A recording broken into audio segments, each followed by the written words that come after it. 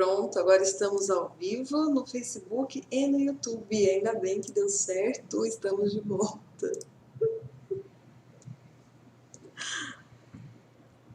Que beleza, que ótimo. Vamos começar, então? Vamos Bem, eu vou começar. primeiro dizer minha apresentação, né? Orestes. Tá, meu nome é Orestes Augusto Toledo, professor, né, e historiador. E você? Meu nome é Uli, Uli. sou cineasta e aceitei participar desse projeto piloto aqui a convite do Orestes. Se você quiser falar, comentar um pouquinho mais, professor. Bem da verdade, isso. Muito bem. Então, acho que o primeiro ponto, né, talvez ficar bem claro, né, que isso é uma construção dialógica, né? Essa ideia do boteco virtual, ela surgiu do nosso diálogo, nossas conversas antes da pandemia, quando lá no Museu da Imagem do Som, onde eu trabalho, né, tem um espaço cineclubista e é uma experiência de autogestão. Então, existe alguns cineclubes, curadorias individuais, coletivas, e qualquer pessoa que aparece lá no museu levando uma produção audiovisual sem nenhuma censura, nem técnica, nem estética, nem ideológica.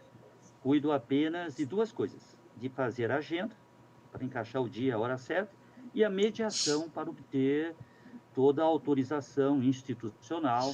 Tudo é feito com plena ciência, né, da coordenação e com aval da Secretaria Municipal de Cultura de Campinas e da Prefeitura, dentro do que é a instituição. Meu papel é mais um mediador de gestão e é uma experiência lá de autogestão. Então, sempre surgem lá produções também de, como é o seu caso, de natureza acadêmica. Então, são estudantes, né, da área da comunicação e de cinema que realizam trabalhos acadêmicos, né, dentro da própria faculdade, dentro do curso, como tarefas a serem feitas ou trabalho de conclusão de curso. E além de cumprir essa função motivada, né, pelo universo acadêmico, quando leva, né, para ser exibido no espaço público, o museu assume, né, a sua função social, né, porque ele é público na medida em que as pessoas possam decidir a sua política cultural, exibir, inclusive, exibir um filme, né, acadêmico ou não. Qualquer pessoa lá não tem distinção. O museu é público, portanto, todos aqueles, né, que vão ao museu são representantes desse público e têm livre acesso e são tratados com igual respeito que todo cidadão e todo ser humano merece. Então, foi assim, né, que eu a conheci, porque você procurou o museu com um trabalho audiovisual de natureza acadêmica, né? A Você mostra possa até Cine explicar melhor Resistências. do que se trata e como foi feito. Isso. E aí foi exibido um trabalho audiovisual muito interessante. Bem, foi só um contato, né, rápido, entre vários outros inúmeros contatos que eu tenho realizado, né, na minha atividade profissional no museu, né? E sempre também, além do aspecto profissional, é sempre muito agradável, né, do ponto de vista pessoal, porque as pessoas que se interessam pela questão museológica, da memória, né, da história, da cultura, né, do cinema, para assistir filmes, fazer filmes, eu tenho sempre, a priori, muita afinidade. A gente tem algo em comum, que é a mesma paixão, né, pela arte, pela cultura, pela memória, pela história. E assim foi, né, como tivemos um contato. E nenhum outro anterior, né, pessoal, nenhum outro posterior, né, pessoal. Agora, recentemente, já nesse ano, né, 2021, é que a Uli, né, me procurou, né, você me procurou com as ideias, e aí essas ideias que resultou nesse nessa nossa proposta, né, que a gente vai mais à frente explicar. Eu gostaria que você falasse, então, né, desse nosso primeiro contato e desse filme, né, que você fez, do que se trata e como foi, né, essa experiência de exibir Sim. no museu, porque uma coisa é exibição no mundo acadêmico, ali cumpre, né, uma obrigação para um universo restrito. Quando você exibe num espaço público, você tem uma relação e um contato pessoal com pessoas que não te conhecem. Sim. Como foi isso, Uli? Então, eu estava fazendo, eu estava no, estava durante o mestrado ainda aqui na UFSCar, na Federal de São Carlos, e um amigo meu que estava na época fazendo mestrado no Rio Grande do Sul, na URGS, né, na Federal do Rio Grande do Sul, me convidou para participar da mostra Cine Resistências, propondo algum tipo de exibição em Campinas ou em São Carlos. E aí na época era 2018, aí eu me animei e falei, nossa, que legal essa proposta da mostra, né? O título, a temática, é, me senti bem afeiçoada, assim, e topei, falei, vou pegar esse projeto aqui para tentar fazer alguma exibição, para ver se rola, se a gente consegue, né?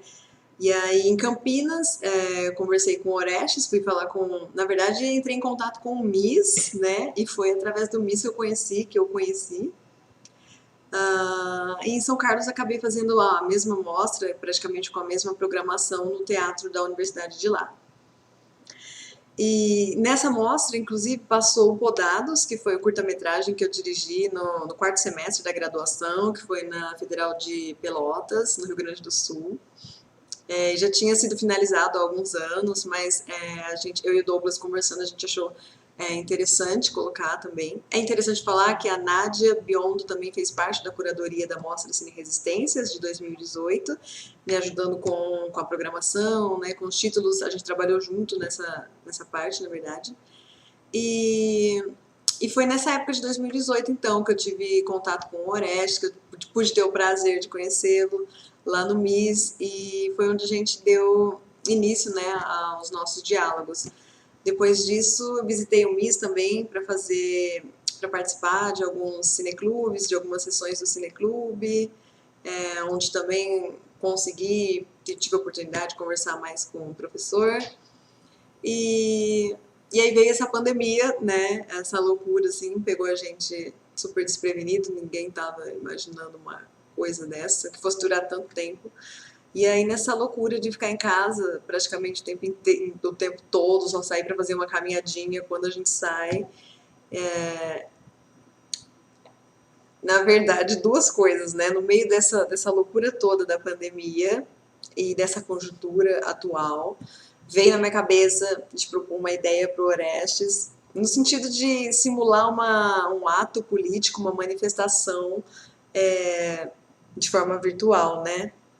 Para a gente conseguir evitar essa coisa de a gente ter que sair na rua para protestar. Só que essa ideia ela acabou ficando um pouco de cantinho, né? A gente está pensando nela ainda. Talvez ela esteja até vindo tarde, né? Considerando que o pessoal da oposição já chegou aí para a rua fazer uma grande manifestação, né, contra esse governo.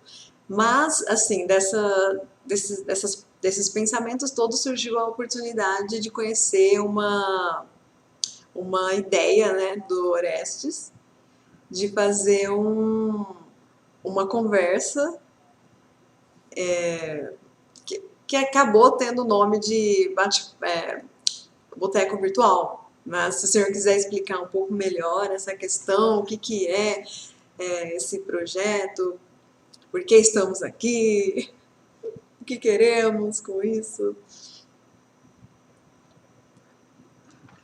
Eu gostaria que bate-papo, né? Essa informalidade, né? Não tem pauta, não é entrevista, é um bate-papo. Eu queria até perguntar, antes de entrar no projeto, né? Perguntar se você nasceu em Campinas, quem são os seus antepassados, né? E por que optou, né, pelo cinema? Como foi isso? como surgiu, em que momento você decidiu e o que você sente hoje, né, sendo uma cineasta. Ai, nossa, é é uma grande história, Fique à assim, né? vontade para falar. Mas vou tentar dar uma resumidinha. Eu nasci de Campinas, sou de Campinas, portanto. Minha graduação foi feita, como eu falei, no Rio Grande do Sul, a minha pós aqui, na cidade vizinha. Mas eu continuei morando com meus pais. Sou filha de Sandra Aparecida de Paula Balaz e José Estevão Balaz, meus queridos pais.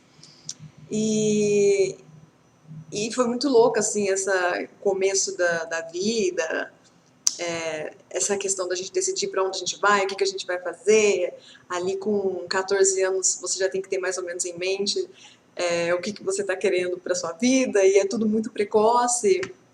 Então, com 10 anos, meu pai me falou que existia um colégio técnico, e que a minha irmã estava estudando. Minha irmã é 4 anos mais velha, então ela estava estudando para passar. E aí eu fiquei desde os 10 anos com essa coisa na cabeça. Nossa, interessante, existe um colégio técnico em Campinas e eu quero passar. Esse era o meu desafio, eu nem sabia o que eu queria estudar. Mas meu pai falava que era muito bom e eu queria fazer isso. Aí eu fiquei super me dedicando aos estudos, dos 10 aos 14.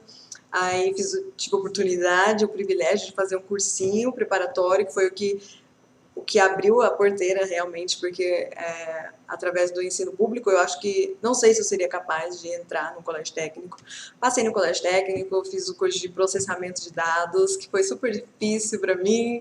Eu me interessava por tudo que dizia respeito à arte e a parte humanas naquele colégio, menos matemática, física e programação.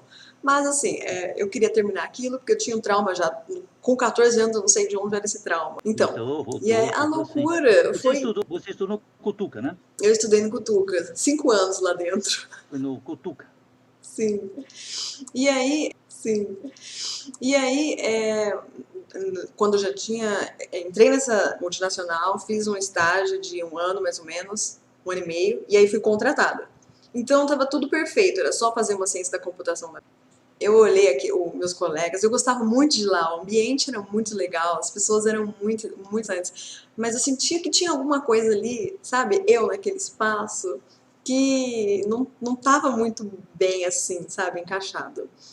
E aí foi no happy hour que caiu minha ficha, assim, a gente tava bebendo, comendo, super feliz, assim, super extasiados. Eu pensei, nossa, não é isso, né? Vou ter que fazer alguma coisa. Eu estava contratada há 2 meses. Vou pedir as minhas contas e vou estudar para passar em cinema em qualquer lugar do Brasil. É isso. Aí pedi as contas, fiquei 6 meses fazendo prova do Enem, porque eu sabia que ia ser ou pelo SISU ou pelo ProUni. E aí acabei conseguindo nota para entrar na Federal de Pelotas. E foi uma alegria, assim, foi uma felicidade. Na verdade, o porquê do cinema, né? Essa é a questão, super indo embora. Porquê do cinema? Durante o colégio técnico, eu notei essa tendência muito forte de ir para as artes, de ir para as humanas. E como eu já tinha passado pela área de exatas, eu sabia que não era ali que eu queria. Porque eu já tinha vivenciado aquilo, já tinha contato, já sabia que não era. Então, com 18, 19 anos, já estava mais ou menos fácil eu já ir me direcionando, porque eu tive esse contato com alguma coisa, né? E aí eu estava muito em dúvida entre jornalismo e cinema na época. Quando eu era criancinha, eu já tinha feito teatro na escola, assim, né? Aquele teatrinho que tem na escola, tudo. Então, já existiam algumas predileções, assim, alguns direcionamentos. E aí eu estava em dúvida entre jornalismo e cinema. Aí eu fiquei pensando. Na minha cabeça, o jornalismo parecia ser uma coisa muito que deveria seguir um script, que tinha muitas normas e tal. E depois a gente vai ver que o cinema também tem um pouco disso, e talvez o jornalismo se aproxime muito do cinema, né? Possa se aproximar muito. Acabei decidindo fazer cinema. Eu estava praticamente certa de que era aquilo que eu queria naquele momento, e durante a faculdade só se concretizou esse pensamento. Aí eu fui pro mestrado para aprender um pouco mais, assim, porque eu sentia que eu não estava pronta ainda para ir fazer cinema, eu queria mais conhecimentos de uma forma que eu pudesse ter acesso, né? Que era através dos cursos públicos da universidade.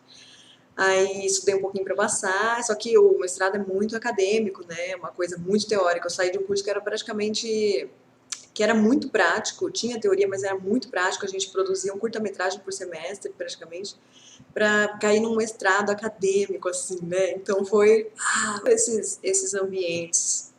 E aí me meti a ser representante discente também, porque eu queria conhecer um pouco mais a fundo esse campo. Aí eu estava explorando tudo, aí entrei nessa coisa de fazer a curadoria para mostras Cine Resistências. E agora, né, resumir toda a bagunça assim da minha vida até o momento em 3, 5 minutos. E agora eu acho que é esse o caminho mesmo, da realização. O mestrado me ajudou, me ajuda muito, somou muito, assim, trouxe muitas coisas do aspecto de análise fílmica, da história do cinema, que eu não tinha.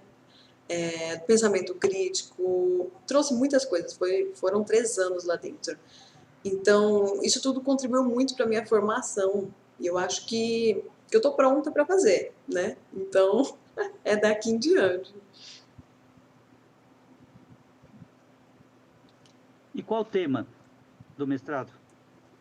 Qual temática A minha do dissertação, mestrado? ela foi sobre a intermedialidade entre cinema e performance, que diz respeito aos diálogos, né, entre um campo da arte e outro, através de um documentário brasileiro, que é Espaço Além, Marina Abramovic e o Brasil, dirigido por Marco Del Vio em 2016. Então, esse era o meu objeto, né? Através dele eu analisava, investigava e discutia as possíveis relações entre as mídias, a mídia do cinema e da performance, né? Já que a Marina Abramovic, que protagoniza o documentário, é uma artista sérvia da performance. Então, o texto, né, a pesquisa, ela possibilitava essas investigações intermediáticas e todas as implicações que decorriam disso, né, implicações filosóficas, teóricas, históricas. Então foi bem produtivo, fui orientada pelo professor Dr. Samuel Paiva também, que foi muito querido, me ajudou muito, muito atencioso, assim.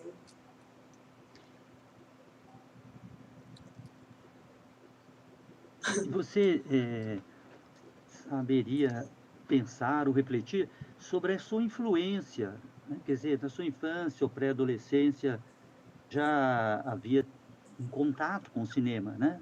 Que tipo de filmes você assistia, que tipo de cinema você gostava?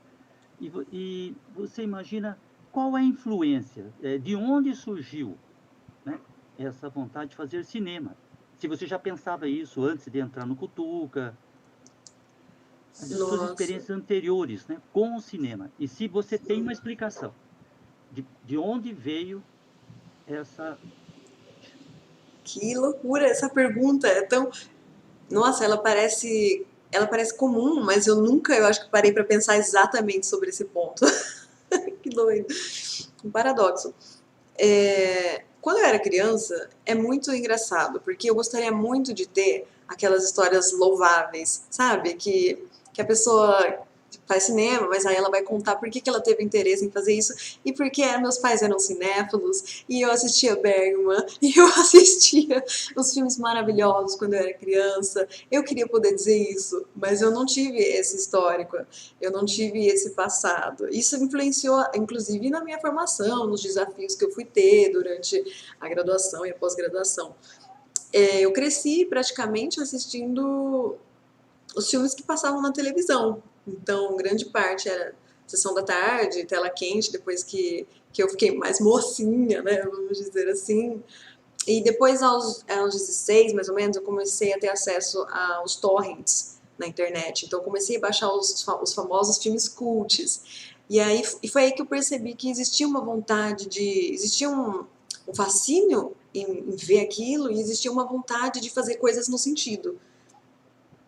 Então comecei a assistir a Laranja Mecânica, Requiem para um Sonho, Corra Lola Corra, assisti inúmeros filmes ditos cults, assim, e foi ali que eu comecei a perceber. E como antes disso já tinha um interesse pelo teatro, pela expressão da subjetividade, expressão de uma criatividade, querer bolar uma historinha e fazer as pessoas terem acesso a isso, enxergar isso, já era uma coisa que existia na infância, mesmo não tendo contato assim com a cultura de forma muito íntima. já existia essas vontades. Eu lembro que eu ficava criando historinhas na cabeça e, e teve uma vez que eu assisti um filme super comum, um filme de terror, assim, eu acho que foi até na tela quente, à noite, e depois do filme eu tive um gatilho de inspiração muito forte, e aí eu fiquei umas 5 horas imaginando, criando cenas assim na minha cabeça, e eu tinha o filme completo. Aí eu fui, conversei com a minha irmã e contei o filme inteiro pra ela, que era um filme que eu tinha criado inspirado no, eu acho que era o Dia dos Namorados Macabro, alguma coisa assim, o filme. E é isso no começo da adolescência, mais ou menos. E, e no Cutuca era muito assim, sabe? Existia essa vontade de pegar a câmera, gravar coisas e fazer num horário que era pra estar estudando pra prova de física, por exemplo. E aí eu ficava usando isso um pouco como um escapismo e ao mesmo tempo era um prazer, era uma coisa ali eu estava me encontrando, eu acho.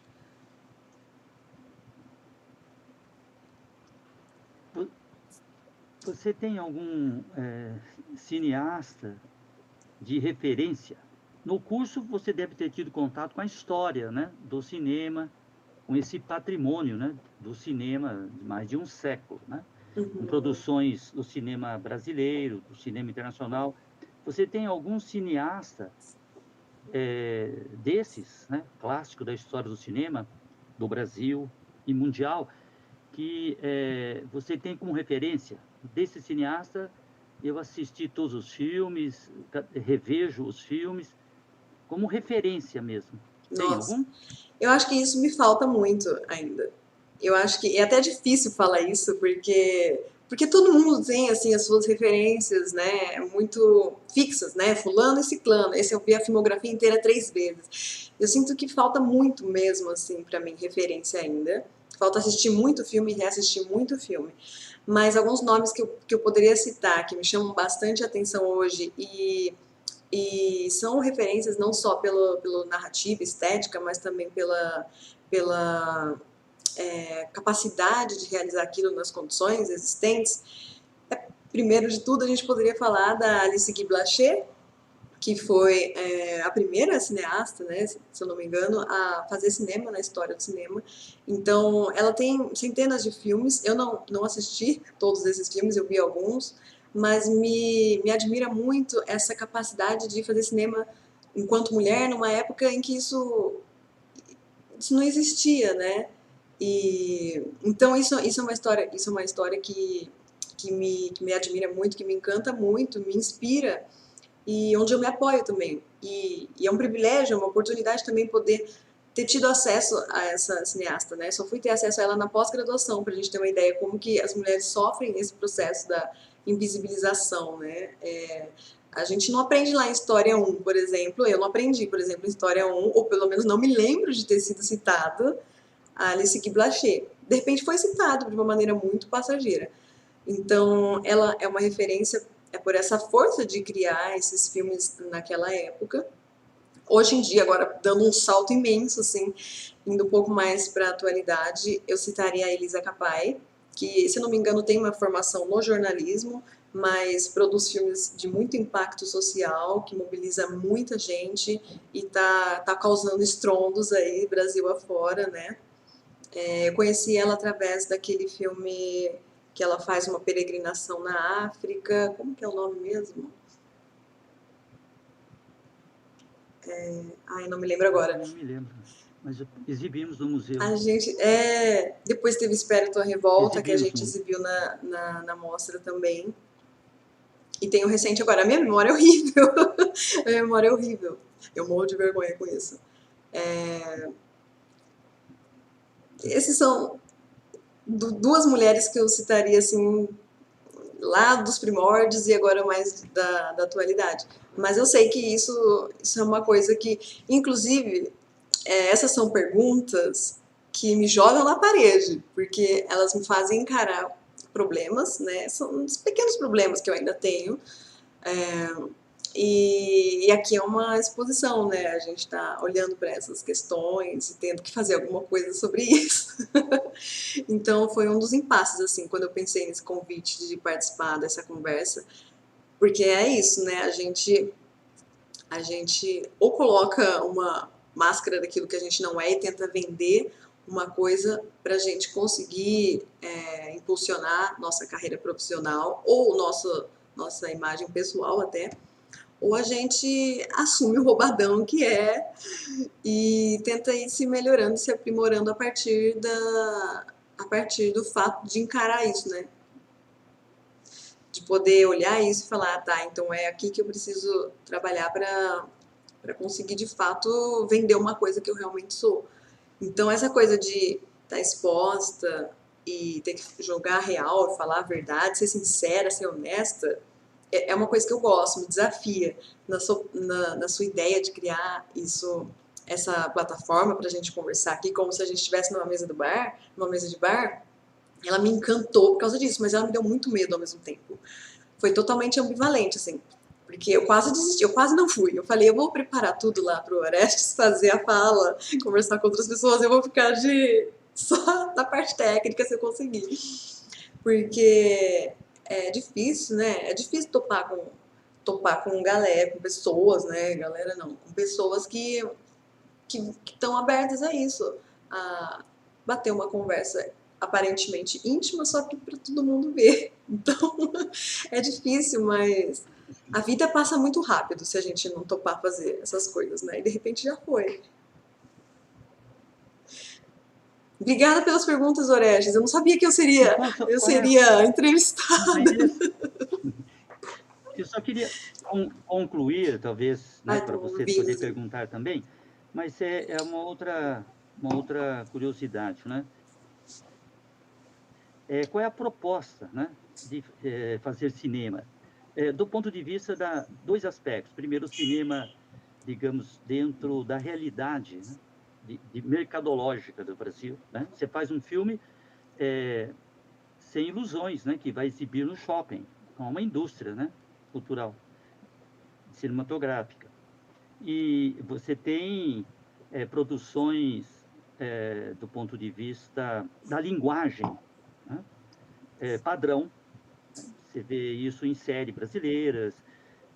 Agora tem a questão do streaming, né, mesmo salas comerciais. Bem, você como uma profissional está entrando no mercado de trabalho que digamos assim, ocupado por um tipo de produto que é importado em larga escala e que praticamente domina, né, o mercado. Como isso se conjuga, né, se conflitua com a questão da expressão artística, né? Você é uma pessoa que tem uma vivência, tem a sua cosmovisão, sua visão de mundo, né? E vai se expressar. E aí uma necessidade humana, pode ser profissional ou não, mas todo ser humano, de alguma forma, ele se expressa artisticamente, vai dançar, cantar, tocar, fotografar, filmar, né? Então, como você vê o mercado, enquanto profissional, né, uma cineasta, devidamente qualificada, né, diplomada, com capacidade intelectual, mas, ao mesmo tempo, é um ser humano, né, uma mulher sensível, né, que tem a sua trajetória pessoal, os seus sonhos, suas alegrias, tristezas, né? E isso se traduz no tema do filme que você faz e se traduz na linguagem também, né? Com quem você vai se comunicar. Como você vê essa questão, né? Profissional, um cineasta, o mercado, e como artista que você é, né? Hoje isso se configura em uma crise, se eu pudesse resumir. Porque, como profissional, a gente... Saudável. né? Como profissional, a gente entende que existe um cinema mais mainstream, um cinema que é mais consumível, talvez, ou consumido, e existe nosso devir artístico, vamos colocar assim, que talvez seja mais pessoal do que profissional. E aí, a minha crise hoje é como que eu vou conseguir fazer isso profissionalmente, fazer isso me dar dinheiro, porque essa coisa de arte, a arte não pode ser capitalizada, a arte ela não deve ser comercializada. Eu não tenho muitas referências sobre esse assunto para poder dar uma aula e falar sobre isso, mas a princípio eu penso, parece um pensamento meio elitista, achar que a arte não deve ser capitalizada. Porque, e se a gente realmente quiser viver de arte? Então não existe essa possibilidade, porque onde eu vou conseguir dinheiro? Então, a minha crise hoje é tentar pensar como que o que eu tenho a contar e eu quero contar também pode ser monetizado, sabe? Pode virar também um produto da Netflix, por exemplo, e não só ficar restrito ao circuito de festivais. Porque eu sei que o circuito de festivais, ele traz essa proposta que é mais artística, é mais conceitual, muitas vezes não passa pelo mainstream, mas será que é só nesse circuito que eu quero ficar, que eu quero estar? Como que eu vou viver e sobreviver só estando nele, sabe? Então, a minha crise hoje, assim, aos 28 anos, eu tô no meu retorno de Saturno ainda, astrologicamente falando, é uma fase que é muito conturbada e que a gente tenta resolver conflitos, consegue ou não consegue. Então, eu tô tentando resolver essas questões. Então, na minha cabeça, passa assim, até vou ficar fluente em inglês, por exemplo, e vou tentar me candidatar a um trabalho na Netflix. Vou tentar ser diretora ou roteirista lá, ou os dois. E aí lá, eu sei que eles têm apesar de ser um streaming, eles têm, aparentemente pelos produtos que eu já vi, uma preocupação assim com a diversidade, pelo menos, sabe? Então, de não repetir fórmulas que já estão dadas aí, de trazer algumas coisas mais disruptivas. Então, isso me atraiu de alguma maneira. Por outro lado, tem a coisa autoral, de querer fazer o documentário que eu quiser agora, pegar a câmera e sair, gravar. Só que isso exige uma força para conseguir pegar essa câmera aí, um conhecimento técnico para estar ali, que infelizmente eu tenho, né, em partes, talvez. E existe também uma força muito grande depois para montar isso, finalizar isso, jogar isso nas redes, fazer isso ter alcance, fazer isso ter visibilidade, visualização, impacto. E aí você vai passando por vários setores da cadeia do cinema. Então, desde pré-produção, que passa por roteiro, decupagem, gravação, aí você vai para produção, aí você vai para pós-produção, aí de repente eu não sei fazer a mixagem. E aí como que eu vou fazer isso tudo? O cinema autoral parece muito difícil quando a gente não tem já um coletivo, uma equipe pronta para estar ali. Então, você citou um cineasta esses dias daqui da região que tem essa capacidade de mobilizar várias pessoas para fazer o cinema e para materializar a ideia dele. Mas ainda vejo muita dificuldade nisso. Inclusive, tem até dificuldade em convidar as pessoas para fazer um trabalho que ainda não tem uma verba disponível, sabe?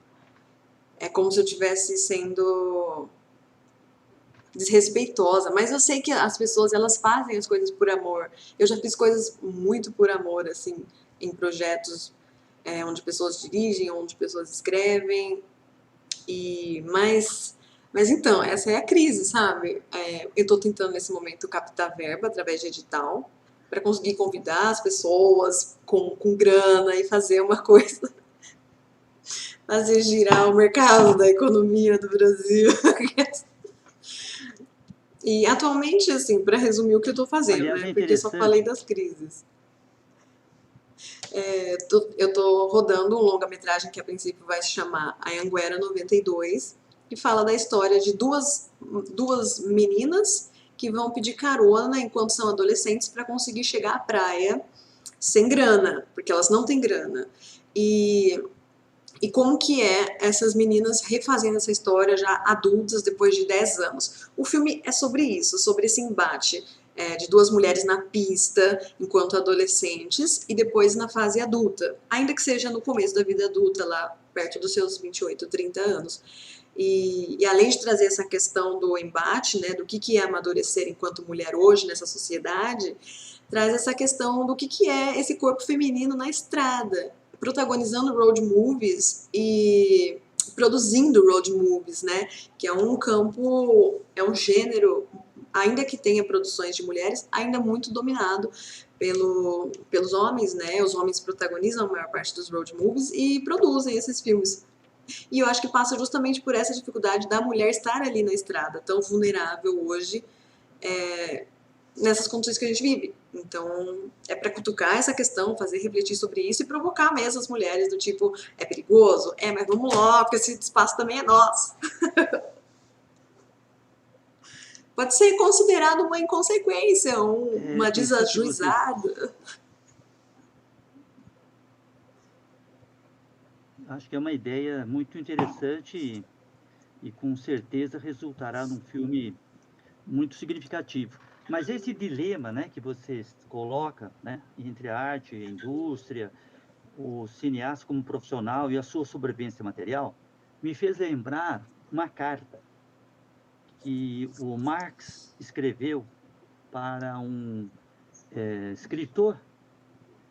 E o escritor estava muito preocupado, porque ele estava escrevendo obras, né, literárias, romance operário, né, romance retratando a vida dos trabalhadores, estava tendo muito êxito comercial. Né? Ele estava ganhando dinheiro escrevendo histórias do mundo, né, operário, não sendo ele operário, e ele tem essa crise. O que eu faço, né? Estou ganhando dinheiro retratando a vida dos operários, não sendo eu um operário. E é muito interessante a resposta do Marx. Primeiro, ele fez algumas observações literárias, né? Dizendo a ele, olha, não seja muito explícito na fala dos seus personagens, né? Deixa o leitor mais imaginar. Aí ele tem uma frase que eu acho interessante, que diz o seguinte: o problema não é você ganhar dinheiro com o livro. Eu diria para você, o problema não é você ganhar dinheiro fazendo cinema. O problema é você fazer cinema para ganhar dinheiro. Esse para é fundamental. Né? Porque você tem dois tipos de artistas. Né? Você tem dois tipos de artistas. Né? Vou até comparar, talvez, o André Tonassi com o Jorge Furtado, para dar dois exemplos. Né? Eu acho que tem um artista que não faz nenhuma concessão, ele fala o que ele quer, mas fala para poucos. E sobrevive também precariamente. E existe um outro artista que ele faz muitas concessões, mas ele fala para muitos. Até dar um exemplo, o próprio Dias Gomes, né, que é o autor, né, da famosa novela O Bem Amado, né, ele era comunista. Né, e mesmo assim trabalhou na Globo e fez O Bem Amado. E aquilo é um retrato do Brasil. Né? Então, eu acho que no caso do cinema, ou da arte, de maneira geral, nada é ou, tudo é e. Esse dilema, né, que você coloca, né, entre a arte e a indústria, o cineasta como profissional e a sua sobrevivência material, me fez lembrar uma carta que o Marx escreveu para um escritor. E o escritor estava muito preocupado, porque ele estava escrevendo obras, né, literárias, romance operário, né, romance retratando a vida dos trabalhadores, estava tendo muito êxito comercial. Né? Ele estava ganhando dinheiro escrevendo histórias do mundo, né, operário, não sendo ele operário, e ele tem essa crise. Que eu faço, né? Estou ganhando dinheiro retratando a vida dos operários, não sendo eu um operário.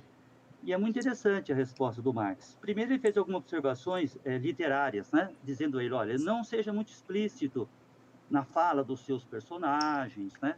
Deixa o leitor mais imaginar.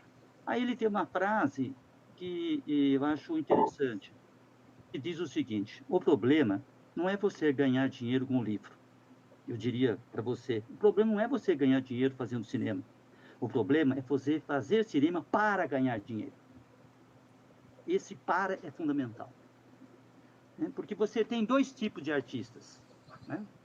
Você tem dois tipos de artistas. Né? Vou até comparar, talvez, o André Tonassi com o Jorge Furtado, para dar dois exemplos. Né?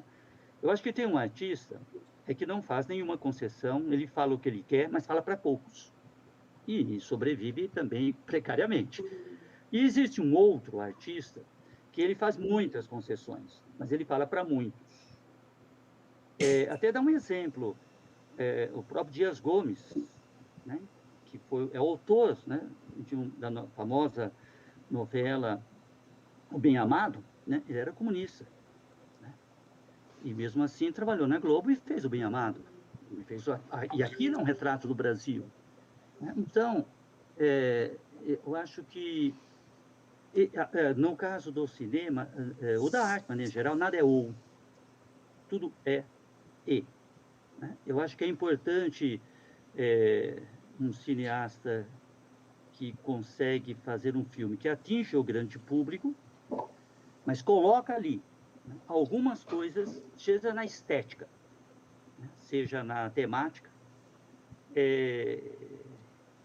que tem algo humanístico. Né? Um exemplo, vou te dar um outro exemplo, o Ken Loach. O Ken Loach, acho que é um cineasta importante, ele faz um cinemão, ele já ganhou mais de uma vez, fez o de Cannes, mas sempre o cinema dele, qualquer filme dele, sempre tem, seja um pouco na estética, é mais difícil usar na estética, né? Mas tem alguns ruídos na estética, mas a temática é uma temática que provoca reflexão, né? E o Daniel Blake, por exemplo, é fundamental para entender o neoliberalismo e as consequências trágicas, né? Para, no caso aí, uma pessoa, por exemplo, eu acho que é uma questão política, a subjetividade, né? As dificuldades do relacionamento amoroso, é uma questão política também. Ele aborda de outra forma, né? Mas eu acho que o fundamental é a clareza, né, do que se pretende fazer e ser muito, muito autêntico, né? Muito, muito sincero. Agora, essa questão do mercado, eu creio que seja para o tipo profissional, portanto, não exclui a questão artística. É uma opção do artista, né? Que ele, se ele faz mais concessões ou não faz concessões. Mas o importante não é isso, se ele faz concessões ou não faz concessões. O importante é o que ele tem a dizer. Né? Se isso é humanístico, né? Se isso afeta, pelo menos potencialmente, né? Afeta o aspecto do pensamento e do sentimento. As duas coisas interligadas. Evidentemente, isso está muito relacionado também à recepção. Sabe, quando a gente pensa no cinema, o filme só existe quando é exibido. Daí a importância da recepção num espaço de cineclube. Né? E lá no Museu da Imagem do Som não tem nenhum tipo de censura. Pode exibir filmes blockbuster, que não está no circuito mais comercial, né? Evidentemente. Pode ser exibido filme da indústria cultural. E na hora do debate, você desmonta aquela linguagem, aflora, né, a ideologia anti-humanística, né, que está subjacente. Né? Então, quando você discute, aí você transforma algo que é uma mercadoria, e não há como não ser, né? Apenas se estiver fora do mercado. Se exibiu, é uma mercadoria. Se exibiu para um circuito que cobra ingresso, né? Alguma coisa desse tipo. Então, aí virou... E não há problema nenhum, o que seja. Agora, a questão fundamental é o que tem... Você vê no próprio cinema novo, né? Que é o grande cinema brasileiro, né? Cinema que colocou o cinema no Brasil no cenário mundial. Você tem um Glauber Rocha, né? Uma coerência de Barravento até a Idade da Terra, muito. É uma questão, olha, eu acho muito complicada a questão do cinema num país colonizado. Acho que é muito, muito complicado mesmo. Aliás, o mesmo ocorre em relação ao jornalismo. Porque é um ambiente cultural, digamos assim, onde as pessoas precisam ser um peixe dentro da água. Ou seja, há um filtro que não precisa de uma censura assim, explícita. Né? É o próprio ambiente. Né? É como você se sentiu ali naquele happy hour, né? Com os seus colegas de trabalho, né? Do setor da computação, sabe? Eu acho que não é, tanto que para entrar, né? Para entrar nesse meio tem que ser muito forte. Ou seja, você tem que entrar no inferno e sair do inferno sem ser convencido pelo demônio, né? Essa força é a força humanística do ser humano que você é. Né? Essa é uma questão. A gente não nega não nega atuar nesses espaços, né? Porque todo espaço, dentro da Rede Globo, tem luta de classes. No streaming tem luta de classes, né? Nas redes sociais tem luta de classes. Isso existe, não é invenção. A questão é que não é hegemônico, né? É sempre um pensamento dominado. Então, a pessoa tem que ter muita... eu vou ter uma comparação, para tentar ser mais claro. É como um operário revolucionário, sabe? É militante, né? Revolucionário. Ele vai trabalhar numa fábrica. Ele não pode perder esse emprego. Primeiro, porque ele tem que levar comida para casa. Então, ele não vai no primeiro dia, na hora do refeitório, fazer um discurso anticapitalista. Ele não pode fazer isso. Ele não pode fazer isso, primeiro porque o patrão vai identificar logo ele, ou quem representa o capital, que é o gerente, vai mandar ele embora, vá, comida para casa. Então, isso não significa que ele vai aderir. Ah, vou virar puxa-saco. Ah, vou virar dedo duro. Não. Ele vai conversar com as pessoas de futebol, de amores, de luta, de filme, do que for, mas colocando ali sempre alguma coisa que não está ainda no universo daquelas pessoas. Né? Sim. E num processo que não depende só dele, mas de toda a conjuntura política, econômica mundial, pode chegar a hora em que aquilo se manifesta. Mas primeiro ele tem que ser uma pessoa em que todos respeitam, todos admiram, porque ele ouve, ele tem paciência, ele não briga, não discute com ninguém à toa por qualquer motivo. Porque ele é um cara legal, ele é um camarada legal, né? Uma pessoa gostosa de conhecer. A personalidade dele, a sua comunicabilidade, né? A sua gentileza. Aliás, até para concluir essa minha fala, o Agostinho Neto, líder revolucionário africano, né? Negro assassinado pela CIA. Tem uma frase fundamental para ele, que ele dizia: não basta lutar pela justiça. Olha que muitos nem lutam pela justiça, até praticam injustiça. Ele dizia: não basta lutar pela justiça, há que ser justo. Né? É o seu testemunho, que é o mais difícil. Né? Então, eu acho o campo da arte, né, e do cinema em particular, é um campo minado, um campo difícil. Difícil da sobrevivência material, é quase uma opção filosófica existencial, que é difícil. São muitas É como jogador de renúncias, né? futebol, sabe? Você pode ter lá um Neymar. Exato. O Neymar está ganhando milhões, mas a maioria dos jogadores vão ganhar 2 salários mínimos, 1 salário mínimo, 3 salários mínimos. Então, porque é necessário ter algo para dizer. Tem algo que eu quero comunicar para as pessoas. Eu quero falar para elas, quero ouvi-las. Eu acho que, agora, como vai fazer isso? Mas a luta pela sobrevivência, em todos os campos, é difícil, né? Mas no campo da arte e do cinema em particular, eu acho que é mais difícil ainda, né? Mas eu acho que você é uma pessoa preparada. Deus te ouça. Ai, meu Deus. Com certeza. Orestes. O preparo do ponto de vista humanístico, né? Só a sua consciência, né, da crise. É uma crise saudável, necessária e importante, porque é o sinal de vida. Porque tem que estar em crise mesmo, né? Não dá para ficar confortável, né? No mundo ilusório. E a crise mobiliza, a crise é um desafio permanente, e é a crise de estar vivo, plenamente vivo, não vegetando, né? Muito bem, Nossa. Júlio. E você, Talvez seja Orestes? E o interessante... senhor?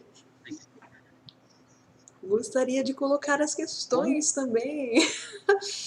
Quem é Orestes? De onde Fique à é vontade. Orestes?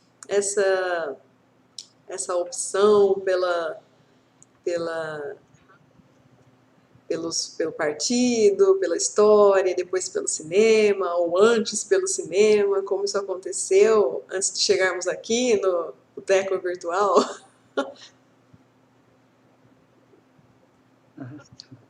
Eu acho que tem um belo verso poético, e a poesia, ela tem profundidade, né?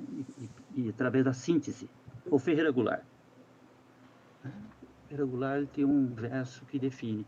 Ele diz: uma parte de mim pesa, pondera, a outra delíria. É puro delírio. Quer dizer, eu diria que a parte que pesa e pondera é a parte profissional, pessoal, familiar e política. O delírio é o cinema. O delírio está aqui, agora, né, nesse bate-papo, nesse boteco virtual.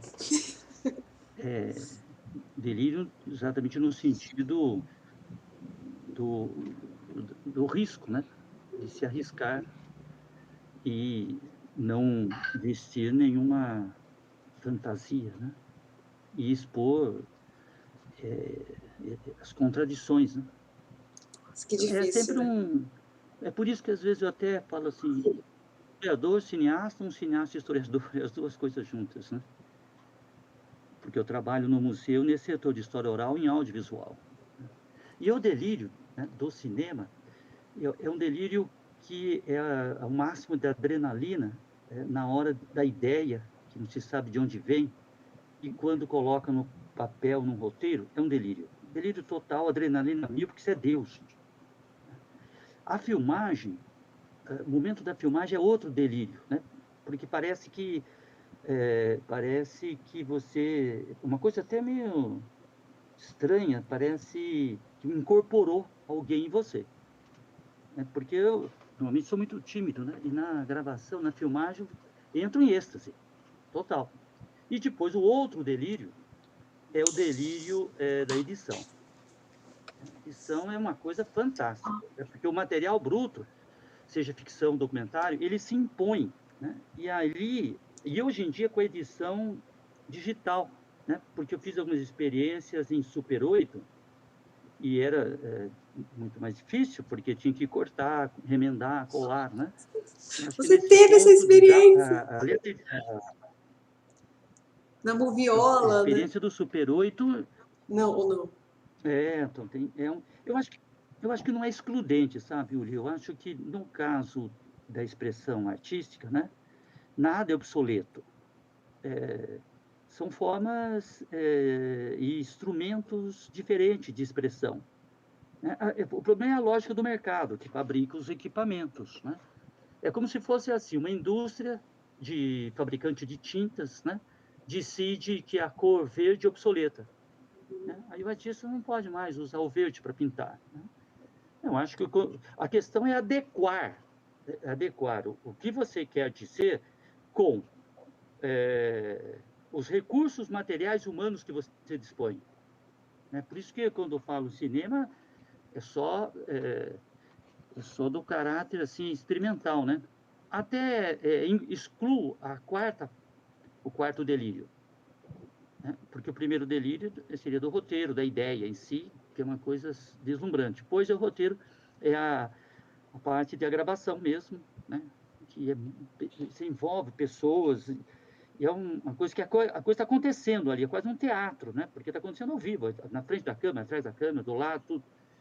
Que nunca é exatamente o que você imaginou. E depois o terceiro delírio é o roteiro, quando você pega aqueles pedaços, emenda, põe som, tira o som daqui, põe de lá, muda, começa surgindo outra ideia. Isso continua são delírios diferentes, com digamos assim, experiências do mesmo, né? Mas de forma diferente, conforme a etapa, né, que você está criando. O quarto delírio,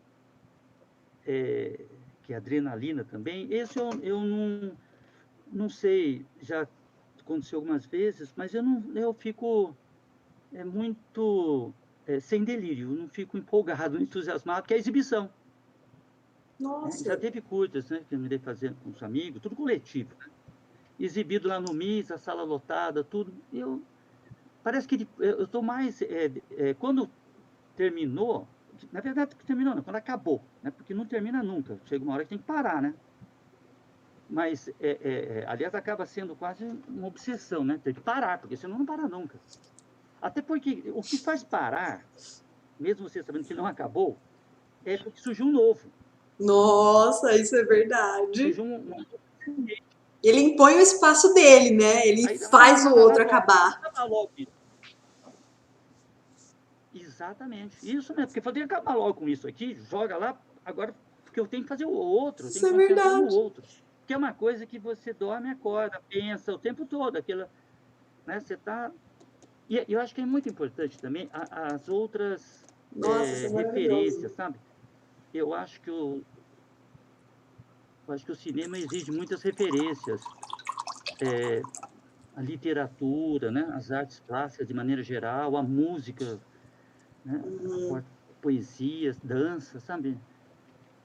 Né, porque eu acho que tudo isso é que vai fermentando, né? Então e também eu acho importante, na verdade, são duas coisas. Uma coisa é se apropriar do patrimônio artístico da humanidade, né? Eu posso estar lendo um Shakespeare, né? Ou estou lendo uma poesia, ou estou diante de um espetáculo de dança, estou fazendo cinema, o tempo todo fazendo cinema, né?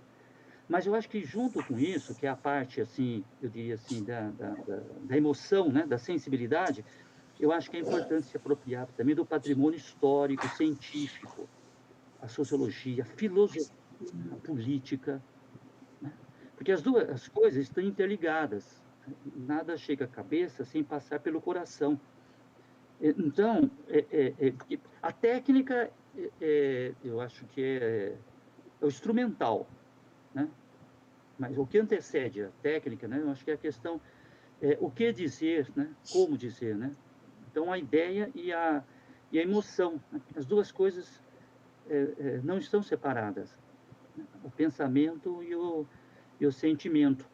E o processo da educação, né, que estamos sempre em formação, é tanto a educação das percepções sensitivas, das sensações, né, e a arte é fundamental nisso.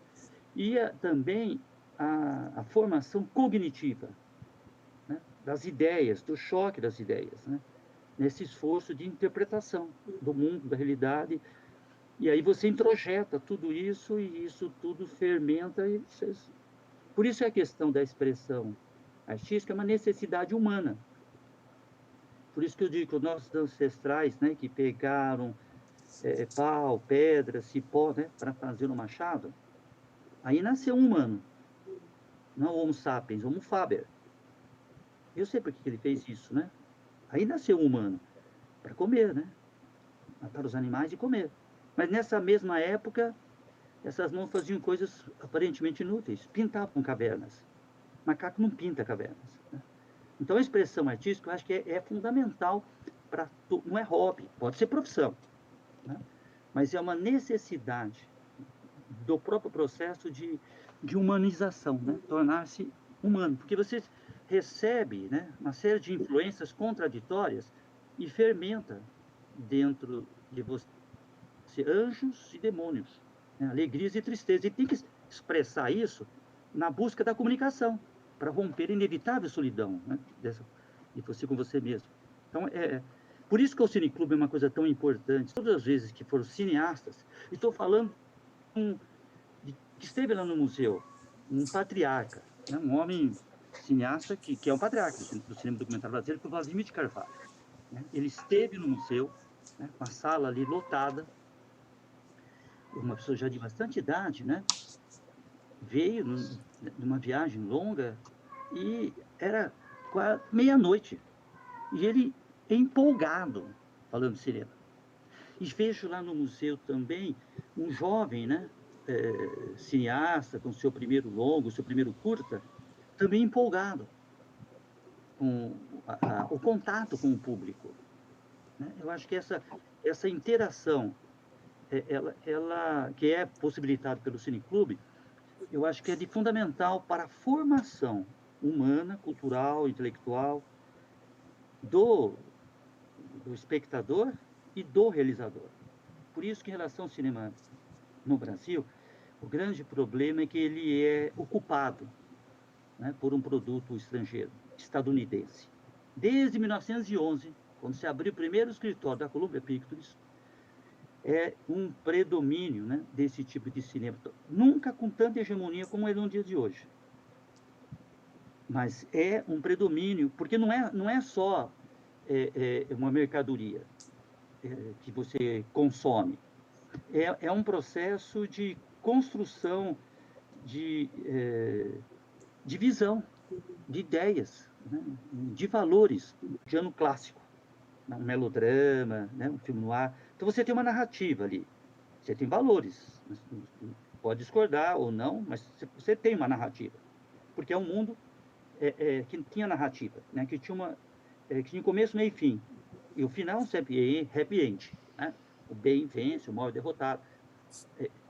Tem, mas o mundo mudou, né? O mundo se transformou, né? E hoje, num tipo de blockbuster que existe aí, implodiram a narrativa.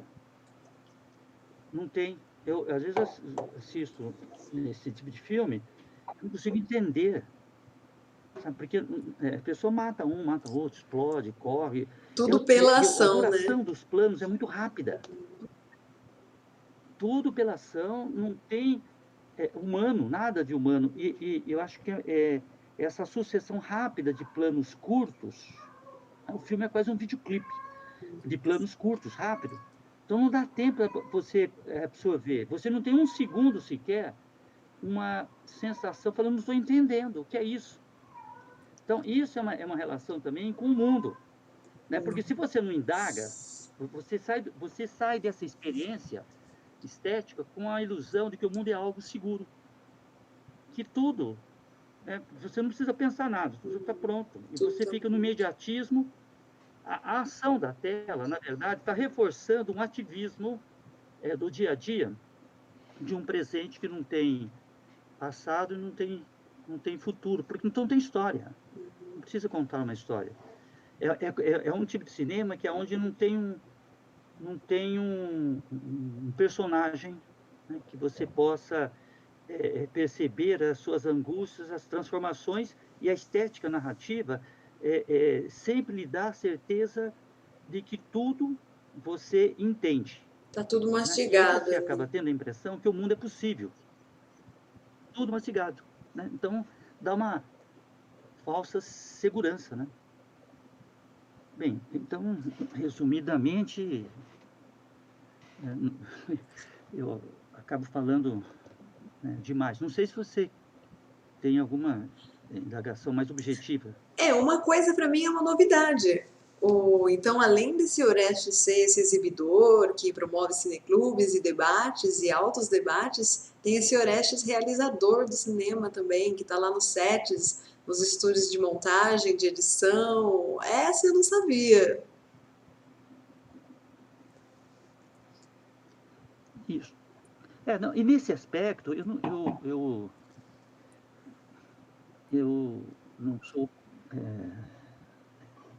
não sou profissional, né? Eu sou, como se diz, amador, né? Nesse Mas por aspecto amor. de não me colocar muito nesse lugar, assim, em termos de mercado. É o que eu estou falando, a pessoa pode aprender a tocar um violão e sentir muito prazer em tocar o violão para os amigos ali numa roda, né? Ou pode gostar de dançar, né? Em uma academia ou num baile. É nesse lugar, né, que eu me coloco, né? Então, não há nenhuma pretensão. Evidentemente, é sempre algo que tem a ver com história, do ponto de vista de deixar um risco na pedra, né?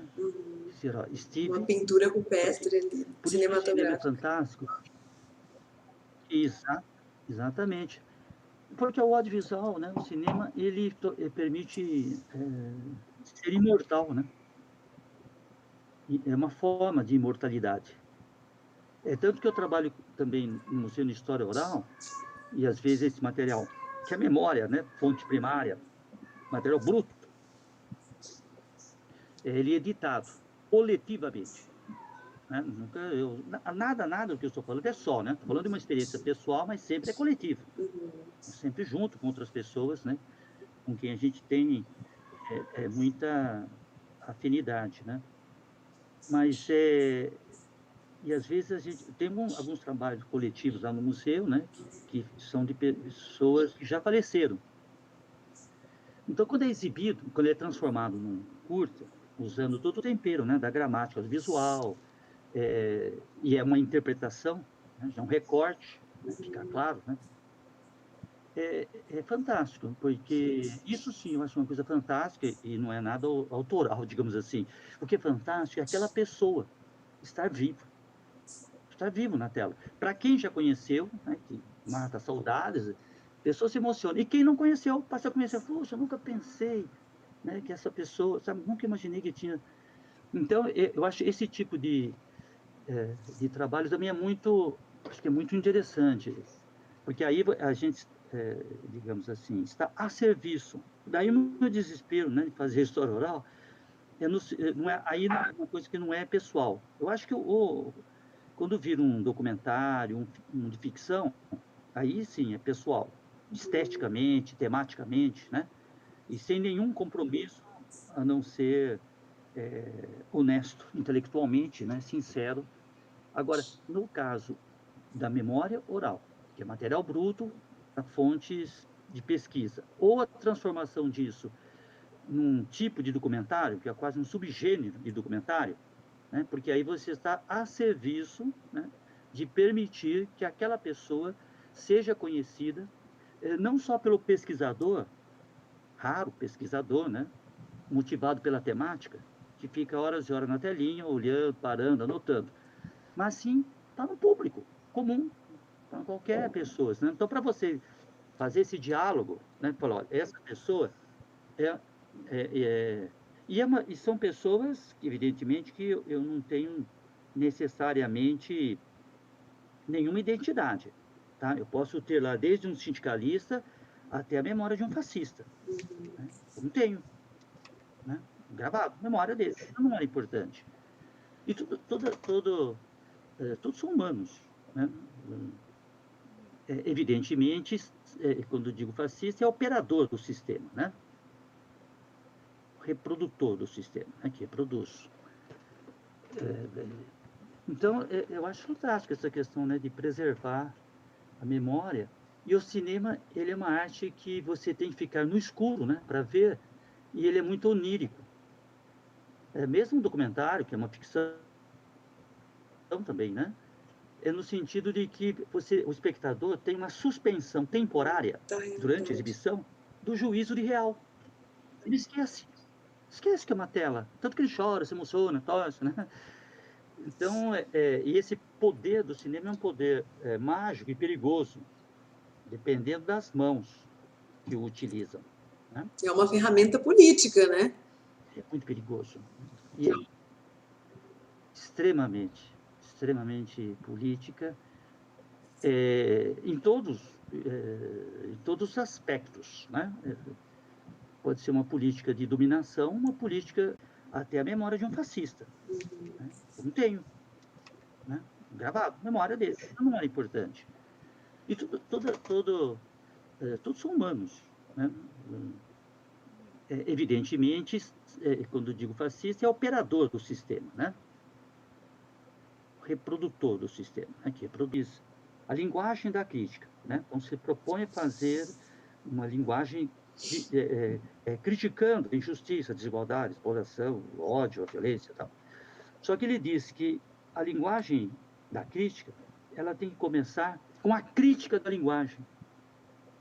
Porque no cinema, mais importante do que você diz, é como você Você diz. diz. O próprio cinema clássico, né, do Griffith, né, da indústria cultural, ele ao fazer aquele truque, né, do corte em movimento, ele dá uma ilusão O de raccord. continuidade espacial e temporal. Uhum. Exato. Ele dá essa ilusão, né, enquanto que a nossa percepção, cognitiva e sensitiva é descontínua, ela é fragmentada. Não há a nossa própria percepção de tempo e espaço. Mas ali, então essa questão do cinema é bastante complexa, porque ela agora, ainda mais, né, com a questão das redes sociais, é um processo de, aparelho psíquico. cinema audiovisual que mais se aproxima do nosso aparelho psíquico.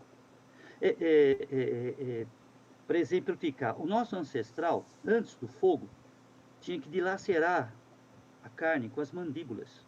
Por isso que tinha um queixo enorme.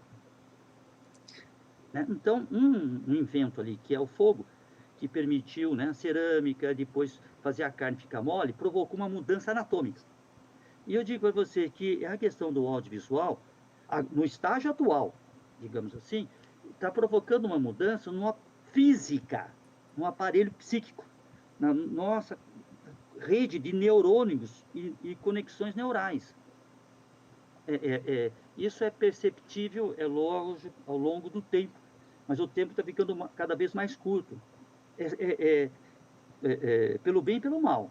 Há um novo humano que está se formando aí, uma nova maneira de ser humano. Isso é perceptível porque já tem gerações, a segunda geração já nascido, sem sujeito, verbo e predicado, né? Sem a construção de uma narrativa. Eu acho que isso afeta até todos os seres humanos, e aí coloca em discussão a própria questão da consciência política. Isso afeta todos, inclusive da esquerda. Às vezes eu até brinco. Uma das últimas visitas lá do Engels ao Marx, ele viu que o Marx estava lendo Hegel. Falou, mas você já leu tanto? Não, é que eu tenho algumas coisas a mais para eu aprender. Eu falei, o que mais? O Engels, né, conversando com o Marx, uma carta do Engels. O Engels falou, pô, o Marx está estudando geologia. Então eu digo que se o Marx fosse vivo, sabe o que ele ia estudar? Neurociência. Essa é a questão. E o Capital deve ter uma equipe de cientistas, e não é teoria da conspiração. Sempre foi assim o Capital, né? Você vê, vou dar um exemplo. A Igreja Católica Medieval. Não bastava o camponês ir na igreja e o padre, né, falar do Cristo na cruz. Não bastava.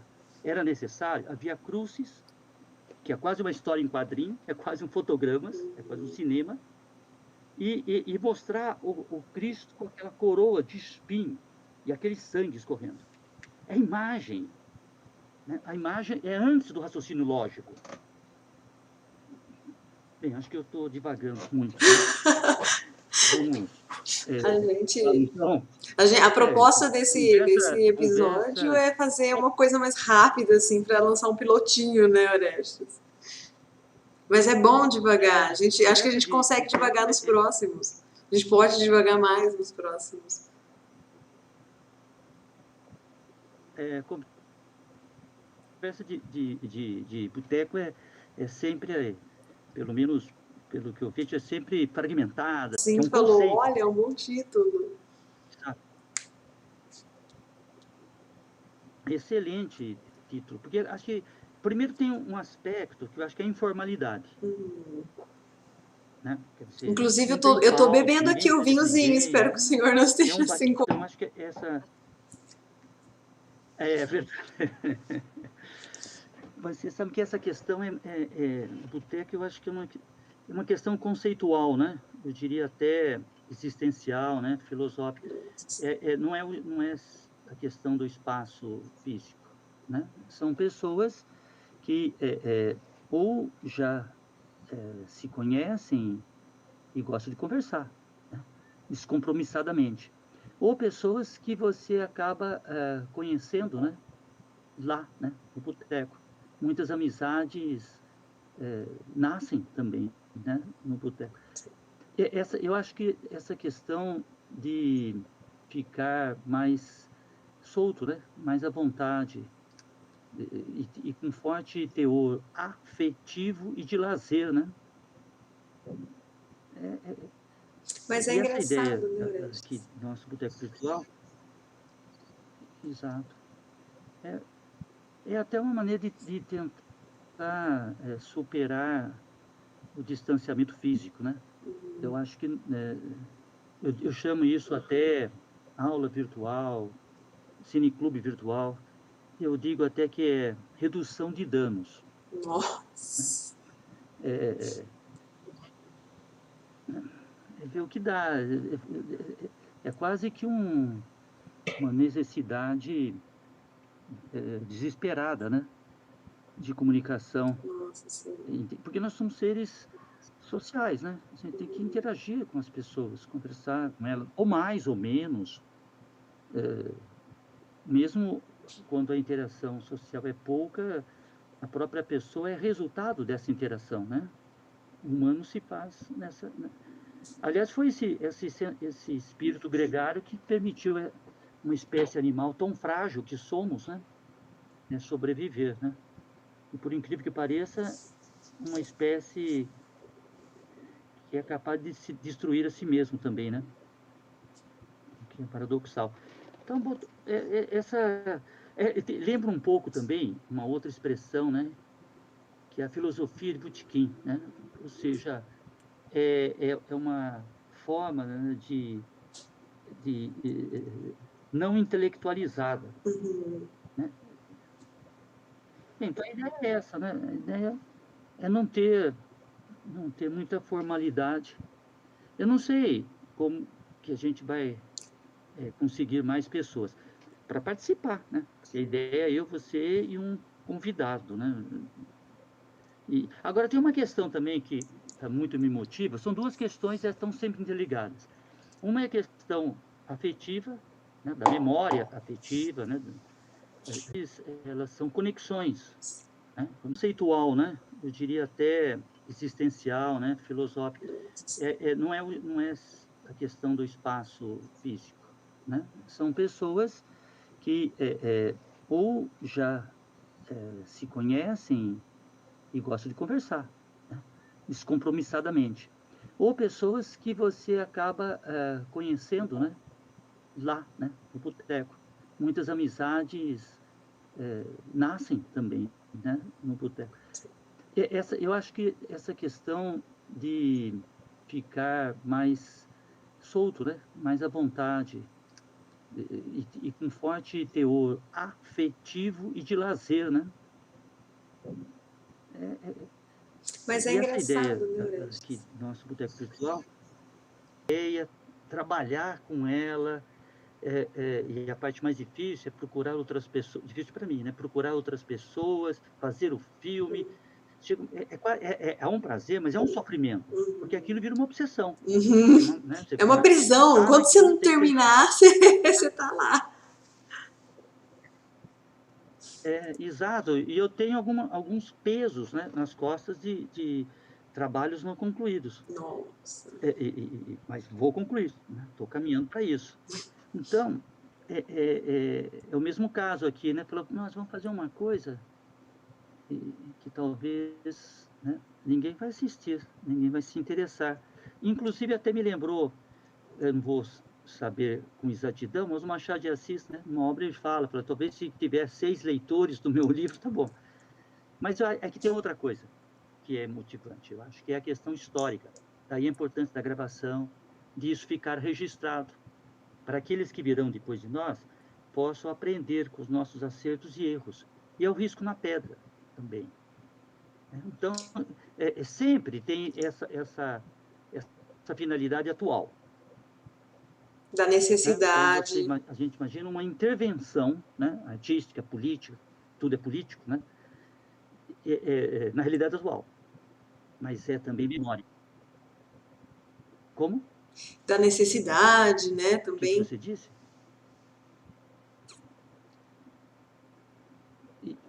É isso mesmo. Porque, por exemplo, lógico que a gente gostaria de ter muitas pessoas assistindo, participando. Isso é evidente. Assim como gostaria, ao fazer o filme, ele ser premiado, todo mundo adorar, achar, gostar, se divertir, se emocionar, o que for, é lógico. Mas não é por isso que faz. Não é por isso. Pode até querer isso, procurar isso. É como um artista, ele pintou o quadro. Todo mundo adorou, foi premiado, ganhou o primeiro prêmio. Ele falou, não, tem alguma coisa errada. Eu preciso aperfeiçoar. Eu posso buscar mais uma cor, buscar uma outra textura. Porque se ele achar, olha, tudo que eu penso, tudo que eu sinto está completo, está perfeito. Morreu. Morreu o artista. Morreu. Ele tem que ter uma dose de insatisfação. Né? Não Que não pode ser uma seja dose que iniba, paralisante, é. né? Mas ele tem que ter. Isso, exatamente. Mas essa satisfação é essa busca de algo infinito, que é a perfeição. Porque, na verdade, e até uma coisa interessante em relação ao cinema, me lembro até, às vezes estava filmando com as pessoas, pô, já era 2 horas da tarde, ninguém tinha comido nada, eu falava: "Bom, vamos parar?" Falei: "Não, vamos fazer mais uma vez." "Acho que tá bom." "Não, vamos fazer melhor." O cinegrafista, né? "Vamos fazer melhor." Eu acho fantástico sabe, essa busca pela perfeição. E Aham. depois de tudo pronto, até editado, exibido, você olha, não, está faltando coisa, dá vontade de mexer de novo, Aham. né? Mas você tem que, agora aquilo é substituído por qualquer outro, né? Então, Sim. acho que é nosso caso aqui. É uma Veja, satisfação da existe, alma, né, existe três Orestes? dimensões. Existe exatamente. Existe a primeira dimensão, que é esse instante, o instante do diálogo em si, Uhum. né? Isso já é uma experiência agradável e de memória afetiva. Primeira experiência em si. Depois, a possibilidade da comunicação, de ter mais pessoas que possam participar, que entra aqui nessa roda de conversa e frequente o boteco virtual. Busca-se isso, lógico. E a terceira dimensão, essa é dada, né, não depende nada, ela está dada, que é o documento, a documentação, é o registro, é o risco na pedra, é ficar alguma coisa, né, E ficar aí alguma que entra coisa até uma registrada. pergunta que eu queria te fazer. E, Mas termina, eu vou fazer ela daqui a pois pouco. não, não, não, fique à vontade.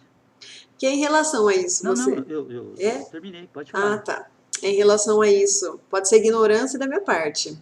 Mas foi uma coisa que ficou na minha cabeça quando o senhor me contou essa objetivação maior do Boteco Virtual. Ou uma das grandes, né? Se não maior, que é essa questão do registro histórico, né? Você até falou lá, se você pudesse imaginar um historiador chegando no museu daqui a um tempo, se deparando com esse material, né? E aí eu fiquei com uma dúvida na cabeça, que eu achei que ela seria até um pouco invasiva, não invasiva, assim, ela não seria muito pertinente, muito oportuna. Aí eu calei. Mas aí eu fiquei pensando que é interessante, não me leve a mal, mas eu vou falar. Não é tirando o valor da importância da gente estar aqui, nada disso, senão eu nem estaria aqui. Mas é o seguinte, qual é, de fato, qual seria o peso que esse material nosso ele teria para esse historiador do futuro, considerando o número de materiais parecidos que a gente tem hoje na internet? Muito bem. Duas questões. Primeiro, eu acho que a sinceridade e a franqueza é fundamental, né? E toda vez que eu trabalho no museu, na escola, onde for, eu acho que a franqueza é fundamental. Eu não posso interagir. É lógico, a gente tem uma relação, eu diria, diplomática e cortês com toda e qualquer pessoa, mesmo que pense o oposto, mesmo que você não tenha afinidade, a pessoa tem um jeito que não te atrai, mas merece respeito e consideração. Agora, a afinidade é uma coisa de muito mais profundidade, né? É algo até bastante inexplicável, porque ela se dá numa outra dimensão de tempo e espaço, né? E as palavras não conseguem expressar. Mas qual é o sinal da afinidade? É a franqueza. Como que eu vou fazer alguma coisa se eu penso assim, não posso falar isso, se eu falar isso não vai gostar, falou isso, eu não gostei. Não existe isso. Quando você tem afinidade, é do jeito que a pessoa é, não do jeito que você quer que ela seja. A pessoa fazer coisa que você não gosta, e você continua gostando da pessoa. Você vai fazer coisa que a pessoa não gostou, vai continuar gostando. Ela é Inevitável, é incondicional incondicional. a esses detalhes. Então, tem que ter franqueza. Então não tem receio.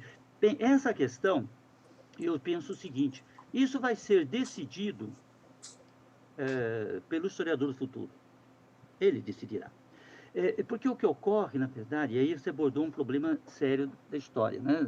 Como ciência, digamos assim. Sempre o historiador teve dificuldade de encontrar fonte primária, principalmente as que expressam a vida comum das pessoas, né? Porque toda biografia é histórica. A história seria como cada vida, é como um tecido, né? É como o pano. Cada fio entrecortado forma o tecido. A gente só vê o tecido, mas quando chega perto, você vê os fios entrelaçados. É os fios biográficos da vida de cada um, que formam o tecido histórico. Mas a história, né, até o século XIX, digamos assim, em algum sentido até os dias atuais, é a história oficial. Ou seja, a história é contada pelo vencedor, pelas elites, os grandes heróis, né? Parece quem fez a Segunda Guerra Mundial foi o Hitler. Não foi, né? Então, isso não nega a importância da subjetividade na história. Subjetividade é resultado de um contexto histórico, né? E há uma interação dialética, né? Então, o historiador do futuro, daqui para frente, e isso é uma coisa que também muito me preocupa, não será a falta de documentação, porque a memória é um campo de luta de classes. Porque a memória do passado, ela é uma construção do presente. Um exemplo, a pirâmide do Egito. Até o século XIX, se exaltava os faraós, né, o esplendor da religião egípcia. A partir da história social, o que se vê nas pirâmides? O sangue, o suor daqueles que construíram aquela pirâmide. Né? O sofrimento daqueles homens e mulheres. Né?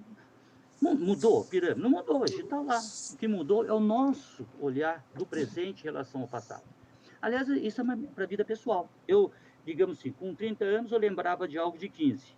Com 60, o algo de 15 mudou. Minha lembrança mudou. A memória, ela tem um pouco de imaginação e alucinação. Quando ela é transformada, é narração. Né? Você está narrando. Ela é um pouco ficcional. É por Eu isso tenho que o memória do mentiroso que eu não chega a sei se acreditar na aconteceu. própria mentira, né? Aquilo... É. Então, mas sua pergunta é interessante, porque o historiador do futuro vai ter um outro problema. É a quantidade, né, de material. E eu digo o seguinte, o capital já tem institutos, né, já tem fundações que guardam o material deles. O material nosso, pelo olhar deles. Está tudo arquivado lá direitinho. Agora, quando eu vejo uma passeata, manifestação, né, inclusive essas recentes aí, fora Bolsonaro, são inúmeras câmeras, celular na mão de cada um. E eu penso, para onde vai esse material? Fácil gravar, fácil para deletar. Aliás, um problema, né, mundial da memória audiovisual.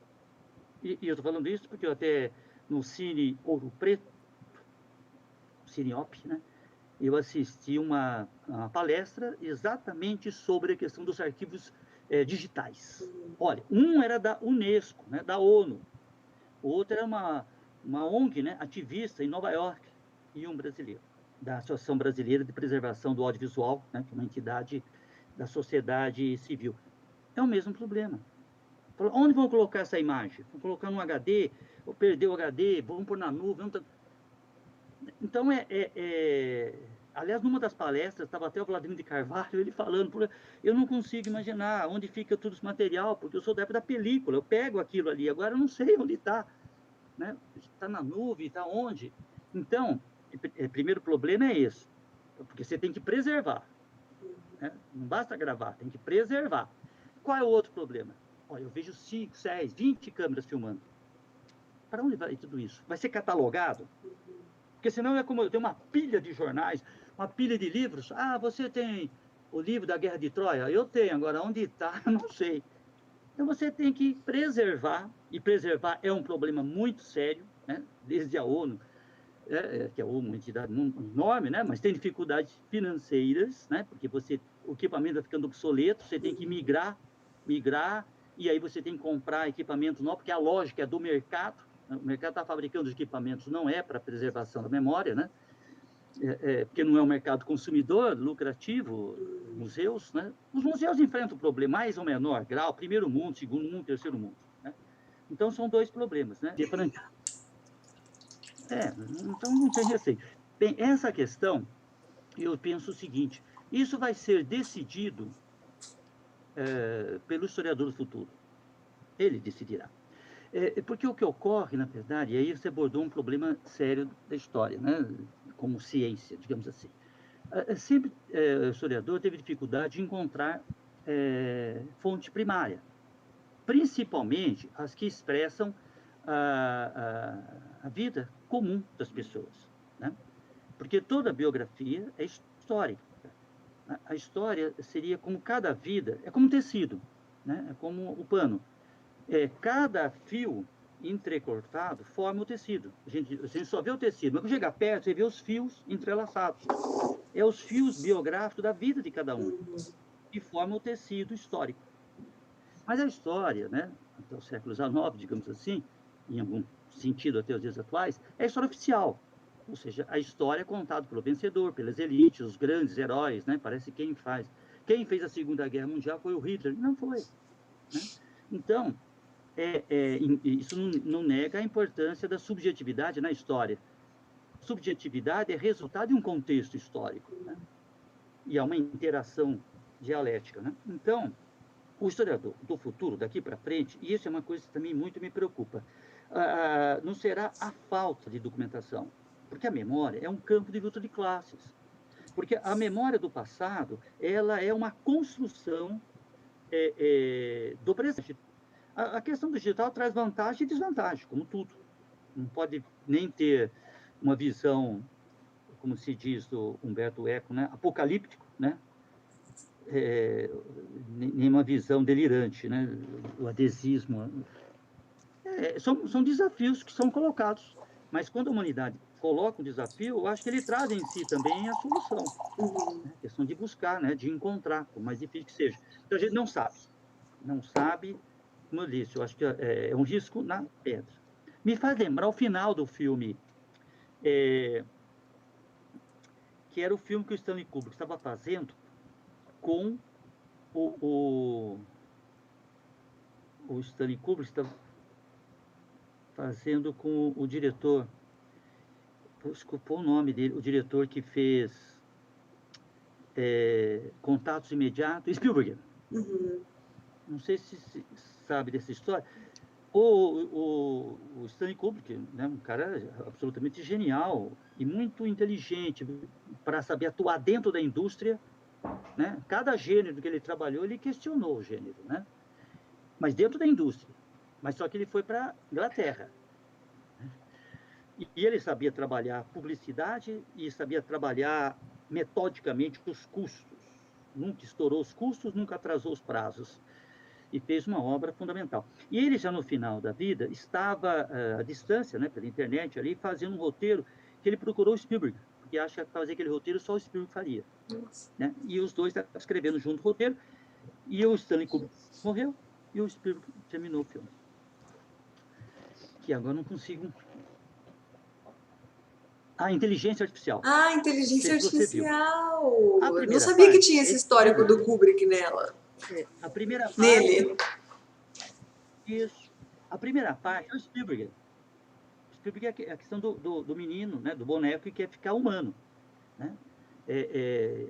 O Spielberg tem algumas obras, ele é um cineasta que domina, né, a linguagem clássica, narrativa e de vários gêneros. Então, mas há uma vertente dele, o ET, né, e outros, que tem essa questão do universo infantil, né, e o universo, né, do boneco, Pinóquio, né, o boneco quer tornar-se humano. Ali é o Spielberg. Agora, o final, o filme muda a estética, a fotografia, a temática, porque o final é Stanley Kubrick. Né? Então, para sintetizar o que estou querendo dizer, então no final tem alguns seres, que são seres de luz, são apenas feixes de luz. E eles encontram, no fundo do mar, o boneco, o Pinóquio ali, né? Aquele boneco. E é a única coisa que eles têm para descobrir uma civilização toda, é através do boneco, com a tecnologia que eles têm, desses seres, né, de luz. Então, em relação à questão... isso que é uma coisa assim, interessante, porque vou fazer uma comparação. Quando você faz um filme, você faz para comunicar, você quer que as pessoas gostem, né? Mas você não tem certeza que vai acontecer isso. Quando você produz um documento histórico, você acredita, né, que aquilo poderá ser útil no futuro, mas você não tem certeza. Se faz. Essa é a questão do humano. Se faz porque é necessário fazer, porque é obsessivo fazer, porque é um impulso que não se sabe de onde vem, que precisa fazer. mas sem ter certeza. Você nem tem certeza, porque você busca o aplauso, uma vaia. Não, quero que deteste, quero que odeie. Você fala do doentio, você busca o aplauso. É lógico que se não tiver, você não vai desistir por isso, não. Vai continuar Se você fazendo. desiste, é porque você não era. É, Vai continuar fazendo. só queria o Então, aplauso. em relação ao documento, exato, o documento histórico é a mesma coisa. Eu já tenho uma experiência prática disso, né? Vou dar um exemplo. Eu também não sei, desde uns 10 anos, né, quando ganhei uma maquininha fotográfica, uma máquina super simples, né, quase que para criança, desde a primeira vez que eu apertei o botão daquela máquina, maquininha assim, de criança quase, né? Duas coisas. Primeiro, a questão estética. Não sei porque eu não tinha referência nenhuma, mas eu procurava, põe uma pessoa mais na frente, outra mais no fundo, pega uma quina, sabe? Tenho algumas fotos até hoje dessa aí. E a outra questão, falando, não sei, me lembro bem, falei, isso aqui vai ficar. Congelar o instante, isso aqui é um instante e vai ficar cada vez que ver isso aqui. Então, eu acho que tem essa dimensão, né? O audiovisual, ela une essa questão estética, né? E essa questão da memória, né? Então, você não tem certeza. A minha experiência prática foi o seguinte, na campanha das diretas já, eu não trabalhava no museu, nada, né? Era só professor, né? 84, 85, nem havia fácil VHS. Não tinha, saúde. Nem tinha VHS. Nem tinha VHS. Ia ter um comício em Campinas, no Lar do Rosário, da campanha das diretas já. Que, né, que foi um dos grandes movimentos de massas na rua, multidões, né? Bem, eu pensei, eu preciso gravar esse negócio. Aí eu conversei com uma amiga, né? Que também... Eu sempre faço com outras pessoas que são práticas, porque eu não sou muito prático, sabe? A outra pessoa falou, não, pode deixar. Aí foi, acho que no sindicato, falou, vamos conseguir um dinheiro para comprar um VHS. Ela foi atrás e descobriu uma pessoa, que na época é uma pessoa até que morava numa casa chique, pessoa mais rica, né? Que tinha aquele aparelho que nem era a câmera Camcorder, tinha que carregar do lado o VHS inteirinho para conectar a câmera. Porque depois o VHS ficou Camcorder, a câmera grava e reproduz, né? Nessa gravação, tinha que colocar do lado um VHS grandão, né? E conectado ele à câmera. E esse senhor, né? Que nem era amigo, nem conhecia. Mas a minha amiga ali era muito entusiasmada e ela foi atrás de tudo, tanto de conseguir no sindicato comprar as fitas VHS e depois conseguiu, não sei como, o senhor, eu lembro que foi na casa dele e ele topou ir lá. Ele estava usando aquilo para filmar, que era a função do VHS, filmar o aniversário do filho pequeno, uma viagem, um casamento, uma coisa assim. Aí ele foi, Largo do Rosário, super lotado, né? Mas a multidão. E eu, junto com ele ali, e dizendo, filma aqui, filma ali, faz aquilo lá. Dirigindo. E a minha amiga, inclusive, subiu no palanque, sabe? E entrevistou, né, os políticos, artistas, sabe? E bem, ficou todo esse material bruto. Nunca consegui editar. VHS. Aí quando comecei a trabalhar no museu, né, os VHS que eu tinha em casa, levei lá para o museu. Ficou lá guardado, catalogado. Bem, muitos anos passaram, mais de 20 anos, digamos assim, né? Aí apareceu uma moça que eu conheci, ainda menina, quando estava, acho que na 7ª série,